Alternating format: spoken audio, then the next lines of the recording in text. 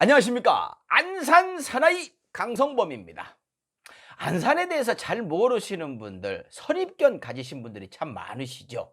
안산에 대해서 잘 모르시는 분들은 그냥 안산은 다문화 도시다, 산업 도시다 이렇게만 생각을 하고 계십니다. 천만의 말씀이시죠. 그래서 오늘 안산의 아들 안산시 홍보대사 강성범이 럭셔리하게 안산에 대해서 설명을 해드리겠습니다. 자, 뭘로 설명을 해드릴까요? 안산의 문화와 역사로 설명을 해드리려고 합니다. 안산이 뿌리 깊은 문화와 역사의 도시라는 거는 아직도 못 믿는 분들이 굉장히 많이 있죠. 그래서 오늘 인물을 중심으로 해서 여러분께 설명을 명확하게 해드리겠습니다. 안산의 첫 번째 인물, 성호 이익 들어보셨죠? 굉장히 유명한 분입니다.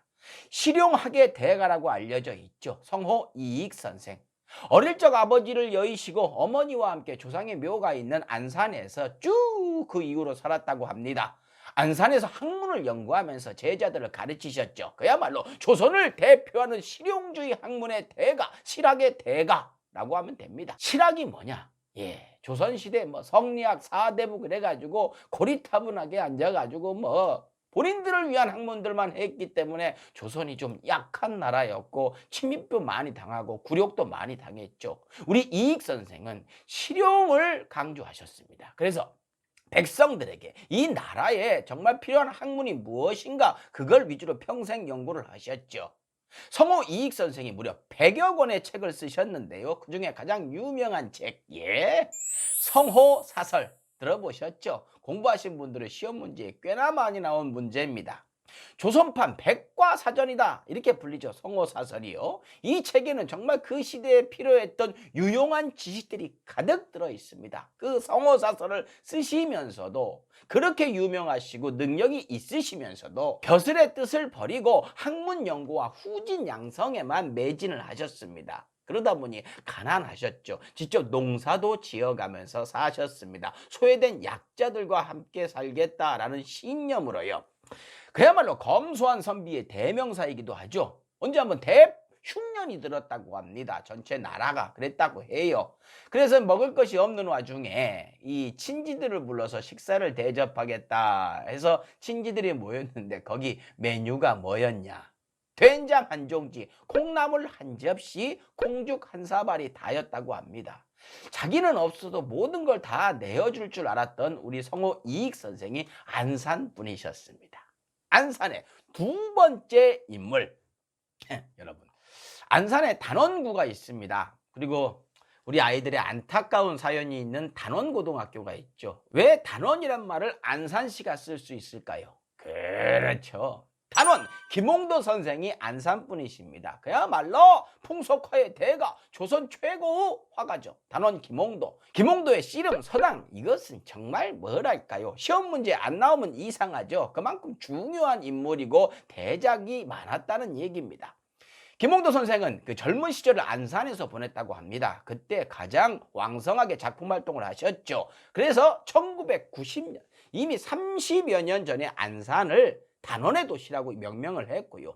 김홍도의 작품을 널리 알리기 위해서 단원 미술관도 안산에 있습니다. 거기 가면 김홍도 선생의 그 많은 작품들을 감상하실 수가 있습니다. 김홍도 선생의 작품은 뭐라고 할까요? 요즘으로 하면은 스냅사진 같이 그야말로 현장에 살아있는 그 현장감, 살아있는 생동감, 인물의 이 표정 하나하나까지 완벽하게 살려내셨던 대단하신 분이었죠. 심리까지도 그 그림에 드러날 정도였습니다. 그래서 그 당시 조선시대에도 김홍도 선생의 인기는 대단했다고 합니다. 29살의 나이에 궁중화가가 되셨대요. 그러니까 30살도 안 돼서 국가 화가가 되신 겁니다. 나라에서 인정해주는 최고의 화가가 된 것이지요. 그의 선생이었던 강세왕 선생님께서 말하시길 김홍도는 날마다 수천 가지의 그림을 그리기를 잘했고 한 번 붓을 턱턱 대면 사람들이 그것만 보고 박수를 쳐댈 정도였다라는 말씀을 남기셨습니다. 그리고 더 대단한 소식이 있습니다. 미국에 있었던 풍속가, 김홍도의 풍속가 공원춘효도, 이것을 안산시가 모셔왔다고 합니다. 역시 단원의 도시답죠. 김홍도 선생도 안산의 인물입니다. 자, 그러면 세 번째 인물 누구냐? 최용신 선생. 이것은 독립운동사를 좀 아시는 분들은 너무나 반가운 이름일 겁니다. 최용신 선생, 여성분이셨죠. 그 시문의 소설 있죠. 상록수. 그래서 안산에 상록수라는 지명이 있죠. 상록수의 주인공이 바로 이 최용신 선생님이십니다. 예. 최용신 선생님은요, 1930년대 안산의 샘골이라는 마을에서 활동한 농촌 계몽가이자 독립운동가셨습니다.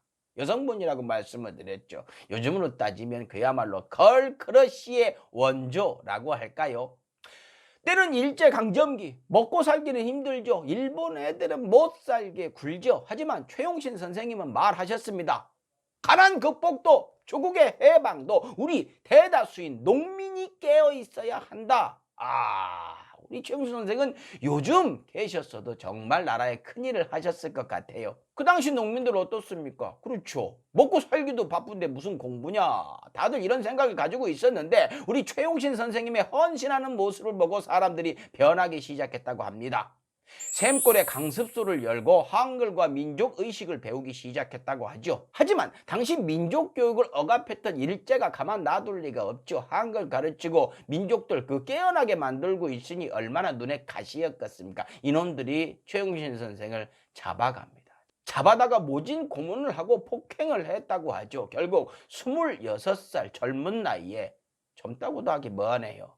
어린 나이에 사망을 하시게 됩니다. 하지만요, 돌아가시는 그 순간까지도 농촌을 끌어안은 스승이자 선구자로 사람들이 기억들을 하고 있습니다. 안산에 그냥 이런 분이 있었다, 그럴 도시가 아니죠. 안산에 최용신 기념관도 있습니다. 거기 가보는 것도 추천을 드리겠습니다. 자, 오늘 안산의 인물 일단 세 분만 설명을 해드렸습니다. 말씀만 들어봐도 정말 나라를 위해서, 민족을 위해서 이름값이 굉장히 드높아서가 아닌 우리 민중들의 삶과 함께 했던 그런 깨어있던 분들이 많이 계셨죠. 정말 안산엔 인물도 따뜻한 인물들만 있었던 것 같습니다. 어떻습니까? 안산이 문화와 역사의 도시 맞죠?